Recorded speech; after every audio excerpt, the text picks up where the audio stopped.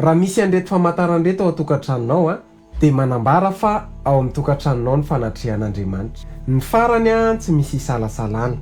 Famatarana efatra fa ao antokatranonao ny fanatrehan'Andriamanitra. Inona avy ary zany? Zay indray no ifampizarantsika ato anatin'ity vidéo ity aiza miala ary manasanao hanaraka an'izany ao farany.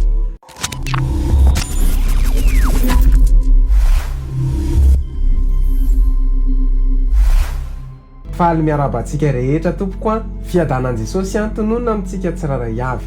Mankasitraka anao hatrany mampandoso anay manaraka ny Pejy Mitsangana ka Mihazava. Famatarana efatra fa ao antokatranonao Andriamanitra. Voalohany, rehefa misy olona tonga ao aminareo dia te hijanonao izy. Na dia tsy fantany aza dia te hitoetra ao foana izy satria ny fanahany matsapa ny fanatrehan'Andriamanitra.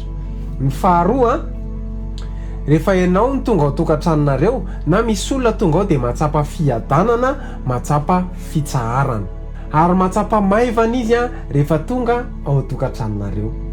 Ny fahatelo, feno fahafenona ny tokatranonao. Na dia tsy azonao daholo aza ny fanerinao rehetra, na dia tsy manana ny zavatra rehetra renao, dia tsy avelan'Andriamanitra fa izy ameny mibanga ao. Ary ny faefatra farany ny tokatranonao dia toerana feno fanavaozana. Rehefa reraka ianao avy miasa any dia rehefa tonga ao an-trano ianao dia matsiaro fanavaozana. Noho izany manomboka androany atio ny fanatrehan'Andriamanitra ao antokatranonao. Afaka soratanao amin'ny commentaire ve hoe Tompo Midira atao tokatranoko. Manomboka androany asivo atmosfera matamanan'Andriamanitra ao tokatranonao. Ira fiderana lefa mivavah ao tokatrano ataovy zany zay atmosfera tamanan'Andriamanitra dia ho tanteraka ao tokatranonareo reo teboka efatra reo.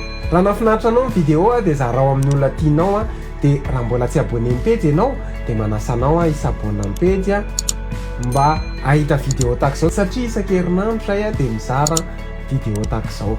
Manome fotoana antsika amin'ny herinandro andray veloma tompoko.